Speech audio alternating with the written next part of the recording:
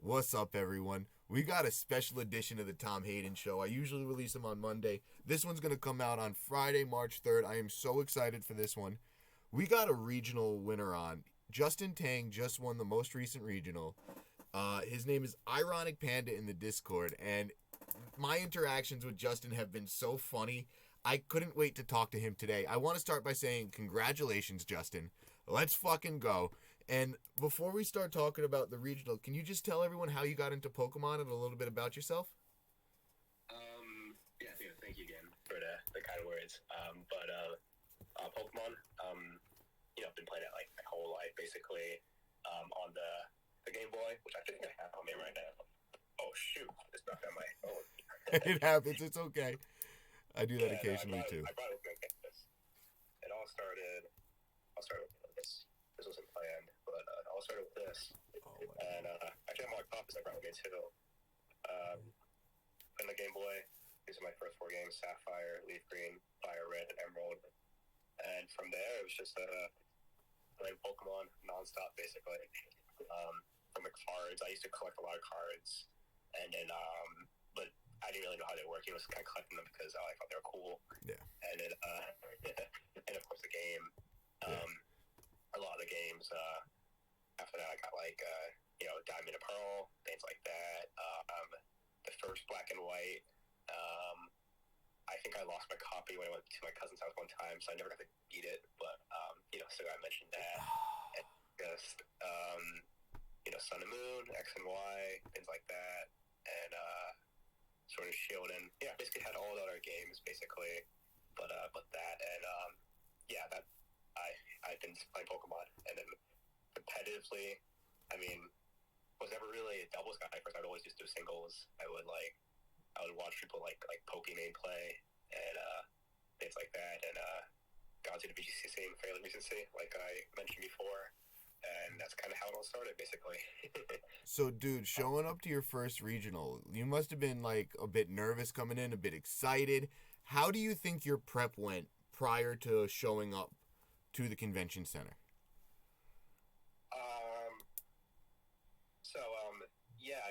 I was a little nervous as my first regional. And my prep went fairly good, I would say. It definitely paid off. It's mostly just, a lot of ladder going on there. I said, just to get the field of team, really, the six I brought were mods I was comfortable with. Yes. So just kind of knowing how the team worked is pretty important, regardless of open team sheet or not. It's a good starting point, as what I would say. And then from there, it was best of threes with my friends and just going over common things, tweaking the team,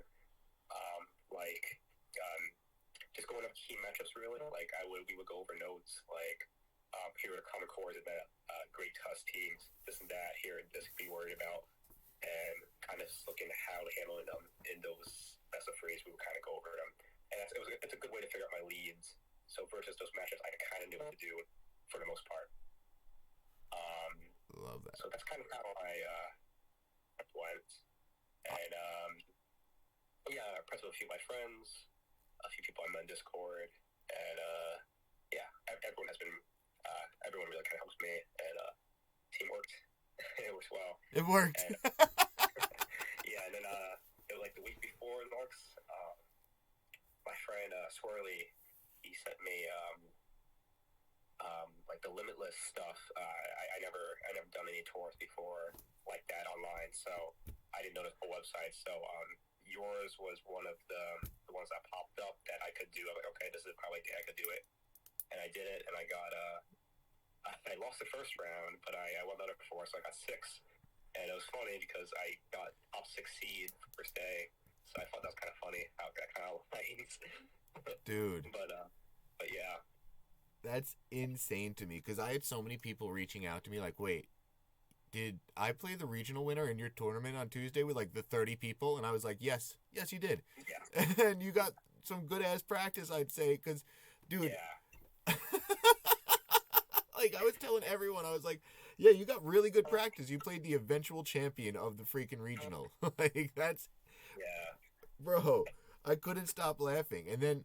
So, I told you this pre-show, but I couldn't stop laughing because during the tournament, I love sending my record in the Discord chat and having everyone that was not there be like, "Oh, nice job, guys," or try to. Right. It's a lot. I like the little community I built. The little corner of my internet is fun, So I encourage everyone in the Discord send the records when they're at a regional.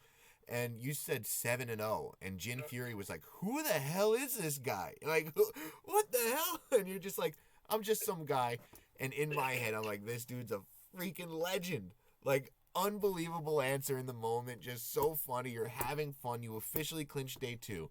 So when you started 7-0, what was your thoughts after round 7? Were you relieved? Were you like, "All right, now day 2's happening. I gotta prepare." Like, what was your thought and like mindset once that happened? I mean, yes, I was relieved. First regional, and I hit a top cut. That was really huge. And I was thinking, like, wow, I did it. And my other friends, they were really close too. It's like, oh man, I was hoping like we could all top cut. And at that moment, it's just like all that was kind of happening. And by round 8, I got another win. I'm like, oh my god, it's crazy. And in round 9, I faced Luca. Yeah. And that was huge. That was my first loss too. I got the 8-0 and then flawless streak, and then I faced Luca. He beats me, and I couldn't even be mad. Like I said, he's a great player, and not just that. I was way surpassed in my limits. I did not think I would even make it that far, and losing to a guy like Luca, and just making it to 8-0. And I mean, yeah, sure, it's a little bittersweet having a flawless streak, but amazing, but come on, it's like, I can't even be that bad. It's unbelievable. That's an unbelievable run. Like, for your first regional, you will absolutely take that. My friend Pengy, he always says, you could go into a regional saying, I want to go X2 or better. Because you're going to lose one game to RNG, you're going to lose one game to a bad matchup, usually, is what he tells me. He's like, if you, don't go in there saying you're going to go undefeated, then you're cock. You got to expect at least 1 or 2 losses. Not everyone's Emilio Forbes, and you might just be the next Emilio Forbes, going 9-0 to start, or no, 8-0 to start, and then going 8-1. Bro, that's an unbelievable run for your first regional, especially. Like, unbelievable. No, really, still like flabbergasted, really, over that run, and then and the run just making it to not just the top cut, but making I think the biggest thing was getting number 1 seed for day 2 was. It was really big. So that was great. Let's talk about that. What was your record in day 2? I don't even know your exact record. Was it 5-0? I went 4-1. 4-1. I lost to Jonathan, so the guy with the Obama Snow team. Yes. Really fun game. Well, he did freeze me game 1, so I was a little tempted with that. But honestly, I was like, okay, as long as I win the other ones, and I was talking to people, I'm like, oh man, can I still top 8 even if I lose one, another one? And I didn't even end up dropping, even though I was really nervous, because people with 11-3 records still made it, and that was kind of my main concern. I was going around asking people, is that possible? People were saying, yeah, sure. And then it wasn't even a concern. I got the 12-2, and I'm like, okay, that's great.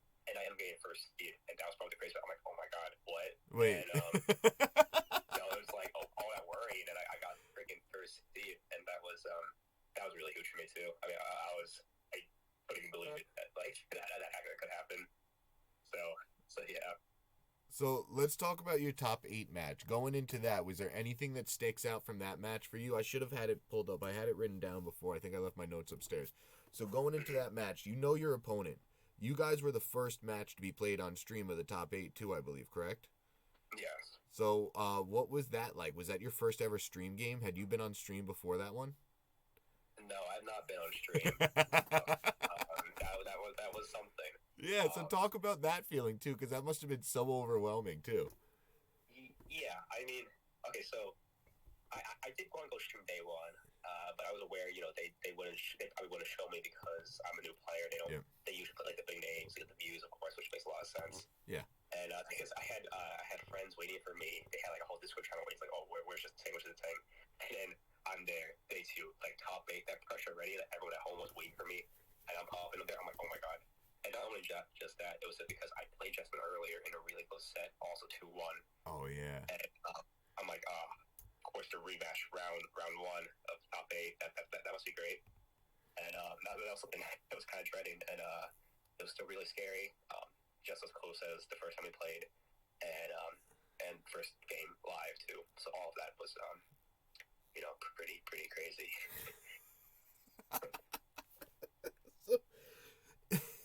So then you make it to the top 4.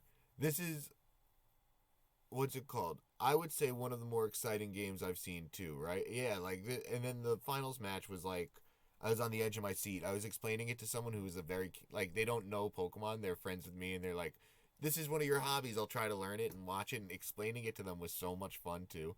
But their top 4 match, is there anything that sticks out to you from your top 4 match that you were just like, oh my God?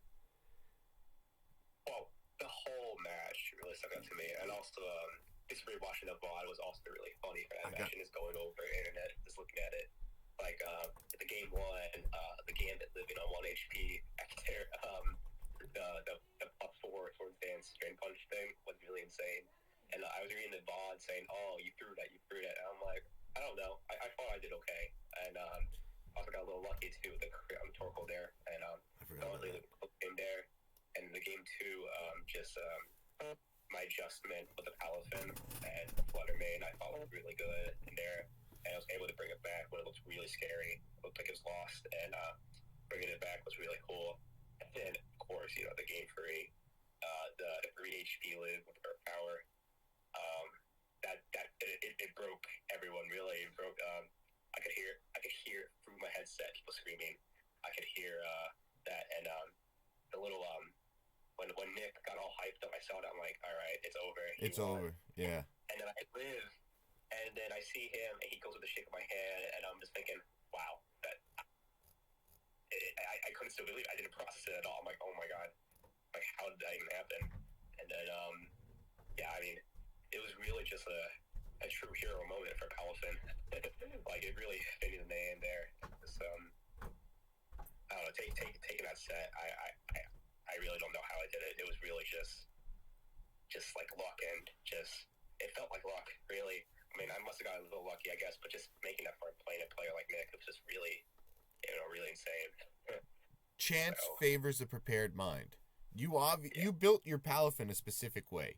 You didn't build it to survive that Earth Power specifically, but something you did caused it to survive that Earth Power the way it did. You got a lucky roll at the end of the day or something, but you set yourself up to get the lucky roll. You wouldn't... Yeah. Yeah. It's truly insane. Bro, that is incredible. When the Palafin survived the Earth Power, I jumped off the couch and I looked at my friends. I said, that's insane. That he just won. And you could see Nick going crazy in the video and then immediately calm down. And I was like, holy are you kidding me? I mean, to be fair, anyone we get is like, oh wow, I made finals. And then that happens. Because, I actually haven't. Some people on Twitter saying it didn't matter. Some people saying it didn't matter. It mattered. Myself yet. But just like, I don't know. Even though Torkoal has that low special attack, Palafin living there is just still really crazy. Because I was at a little under 20, right? I mean, or about 20%, and it was just insane. Honestly, just living that. Most Torkoals are Charcoal now too, so they're not boosting that Earth Power at all. They're just relying on the fire moves to boost. Exactly. So, that makes me might think it might have mattered or not. Once I do my team report, I'll probably cover that there, which I will be working on this weekend. But still, honestly, insane. That whole set. That entire final set was freaking incredible, man. And so the crowd was going crazy. I asked you this before, but the overwhelming support you got, that was a bit unexpected. So can you talk about that and what was your reaction to seeing how much support you got from doing the interviews in the actual crowd on different Discord channels? What was that like? Because that must have been a different experience too. It was quite different because my phone was below my pocket during the interview, during the game. I just had it in my pocket and I could feel it the entire time, and I'm like, oh my God, people are going crazy.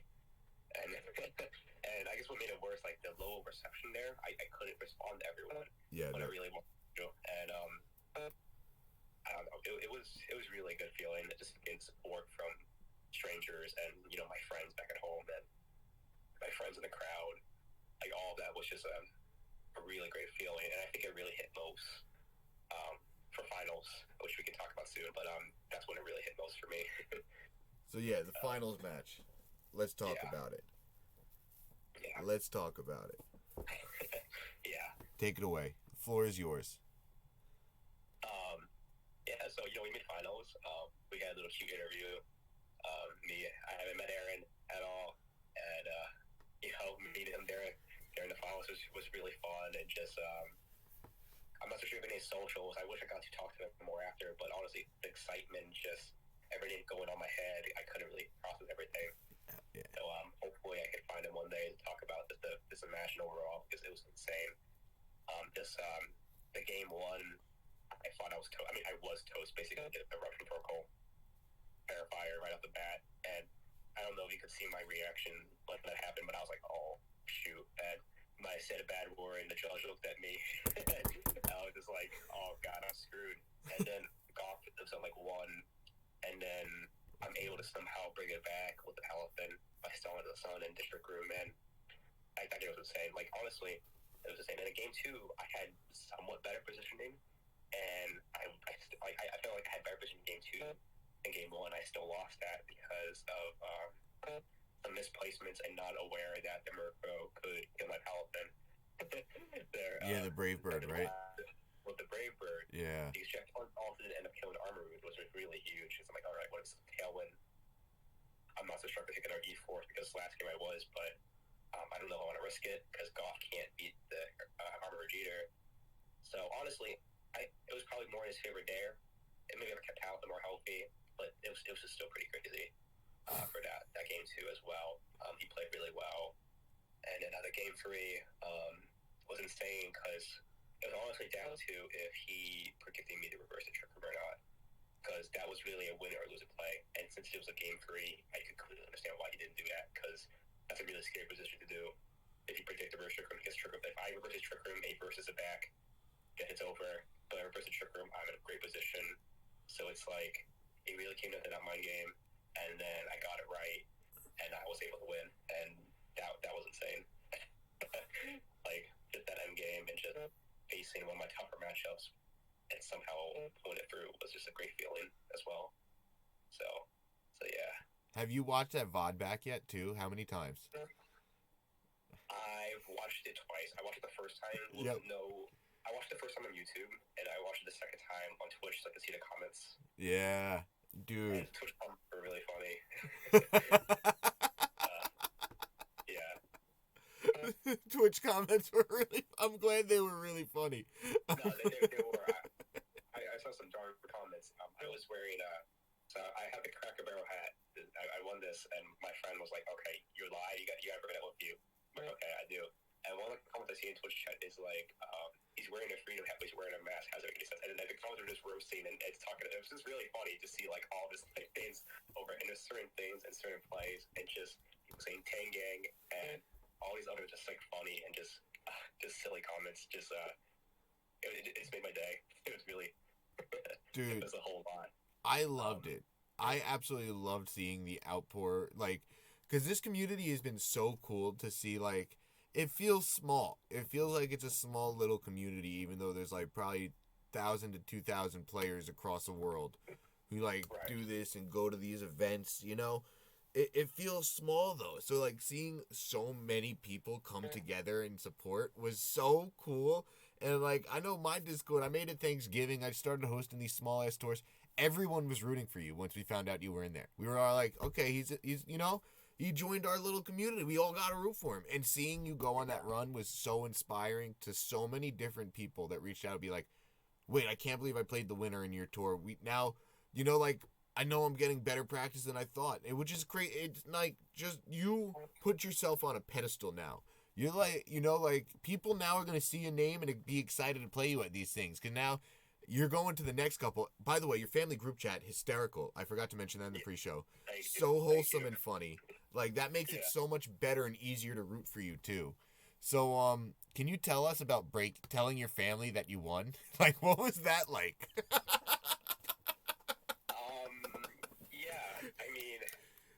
If you don't want to talk about that, I get it. If you do, that I would love to know. No. I can. I think at this point it's already open to the world.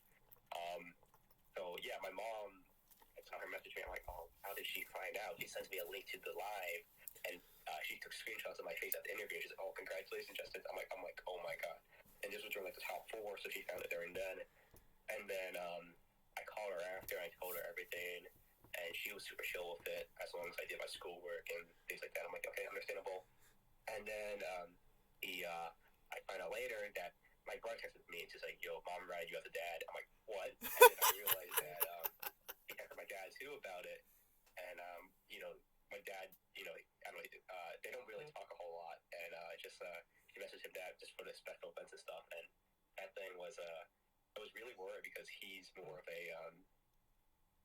he has his own way of thinking. And his way of thinking doesn't really align with mine. So I was really worried that he would judge and be disappointed that I played a video game really just for this over my school essentially. And he was just really supportive. And I think it's because I won. I had a different reaction if I lost. But I don't know. I mean, it was still just really, really nice and sweet. And then we talked more when he came to visit me when I got back to school to drop off food and just to say hi to me. And it was a really good feeling just talking to him. I don't get to talk to him like heart to heart often, and I felt like I could actually understand. He understood me for once, and it was pretty good. It was pretty good. Went a lot better than I expected, and I'm really happy. Cherish those moments. That's amazing to hear. And yo, dude, like you seem like such an incredible person too. So it makes it so much easier to root for you. Like I hope you know it.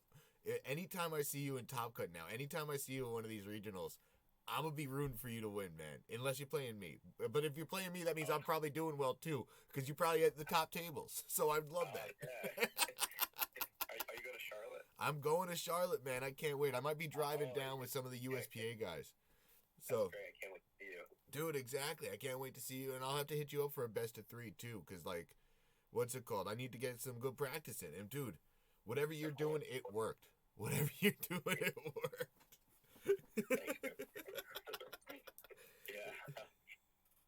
And this is like 20 minutes. I figured this would be like a little special edition of the podcast. I was so excited to talk to you. Is there anything about the regional that was like we didn't really touch on that you want to talk about? The regional itself, I mean, I covered a lot, but I guess like we can go back like going over VOD and like just kind of looking back at the plays and stuff. Like under that pressure, I really like Shaq can see their own ways out, but sometimes you cannot see when you're up there the pressure in your plays not be as crisp and as fun. Because I believe for the most part my plays were on point, but sometimes my plays weren't as good. I was thinking like for example, like I believe it was like my game versus Justin. Like when my flurry move was like 1 HP and I didn't bring up versus his slower Gaw. I completely forgot I had a flurry alive. Now that I look down, I'm like, oh, why did Dark Knight fight? And I just feel like, okay, I just completely tunnel vision and I just wasn't thinking. And in certain things like that, it's like, I guess maybe this is my first time too up there, and like I wasn't thinking as much, but it's a lot of pressure, and just like when you're up there, you can't think as much, and it's a whole different experience. And now that I have that experience, hopefully, if I ever on stream again, maybe I'll be able to think better, do that better. But that's exactly what I was thinking. Now you have that experience. You're even more of a killer on the Pokemon court than you were before. Bro. Yo. This is just the beginning. This is just the beginning. Justin Tang, 1-time regional champion. You're going to make that 2-time eventually. This isn't going to be your only one. I hope you know that. I really hope so. I mean, I don't know what Charlotte has for me. I'm still trying to cook up something. And if Fort Wayne, it's right after. So Series 3. Yeah, 2 and 2 coming up very soon, and got to figure something out. But I'm hoping I can have some good progress, replicate my success, and we'll see what happens. Is there so Series 2 is treating you pretty well. Are you excited for Series 3? What's your thoughts on the upcoming format change? I talked about it on Twitter. I'm not very excited for the. Yeah. Well, it's not like I'm not excited. I'm just really scared of the new mods because the power creep is going to be insane. Real. Like with the Paradox mons, really super strong, and now you have mons like Chiyu and Champao that can boost them to the next level. Yep. Especially on those Sun teams with the Chiyu and the Flutter main, and I already had to go against that for top 4 and top 1, all that Sun stuff. I don't like going against that. That's really scary, and I have to go against that twice in a row for Knoxville. And with Series 3, I'm only going to face it more. I can expect that, and that's not something I'm looking forward to. But besides that, I think it will be a fun meta. I just got to figure out this mons when they come out, or just kind of look into it, because I believe Fort Wayne will also be Series 3. Yes, exactly. So Charlotte's going to be Series 2, and then Fort Wayne Series 3. And I'm going to have to cook something up. I'm not so sure what yet. If they're back-to-back, I have more experience with Series 2, so I think I might try to figure out something there, and then do some Series 3 stuff after. But still got to settle down the team of Charlotte, and then I can figure out what I want to do for Series 3. But yeah. Bro, I can't wait to see what you have cooked up for both of them. And the fact that they're so close, and like, you got 20 days till Charlotte. The time we're recording this, we got 20 days till Charlotte. I'm trying to put in 4 hours of practice a day. I got 80 hours of practice left the way I see it. You know, so I'm excited to see how it goes, and I can't wait to see how your run goes. But, buddy, if there's anything else you want to touch on, let's do it now. I think this is like a little sweet spot, half-hour shadow drop Tom Hayden show. I thank you so much for your time. I can't say thank you enough. I really can't. Because you've been so kind in all my interactions with you. I'm so happy you found the way into the tournaments I run, and like, I'm so happy our paths crossed. But yeah, is there anything else you want to say to whoever listens to this? I usually got like 20 people listening to this, so it's a very small podcast still. But I have fun doing it. No, I'm glad, honestly. That's how I feel. With just doing anything, just having anyone watching, having whatever, it's perfectly fine. Even before the fame, I guess. I used to do stuff just for small people. It's always good too. So I'm glad you have a community. Community is always a good thing. And I guess kind of just go branching upon that. Just being a part of a community is really, really good. I really enjoyed my interactions with people on Discord and now Twitter. Never really used Twitter before, but now it's kind of a thing. I kind of have to be using because I won. And I'm telling you, man, seeing that number go up, like, I think that day one, maybe it was like 40, 50 followers, and now it's 1,000 plus. I didn't realize it was that big of a growth. Yeah. Getting that many after Knoxville was insane, but I'm really happy because it's gave me access to a bigger community, and I have more connections to, a game I never really thought I would do much with besides just game. And you got fans now. That must be weird. I guess it's one way to put it, but it's just like it's kind of just like it's more than a game now. It's more than it's about the people. It's about experience. I'm gonna make, and yeah, I mean, it's just really crazy too. Just think about. Justin, I can't thank you enough for joining me, man. Again, I can't wait to see. This is just the beginning. This is just the beginning. I'm buying stock in Justin Tang right now in the Pokemon world. You're going to be a multiple-time regional champion. You're going to compete at Worlds and crush it this year.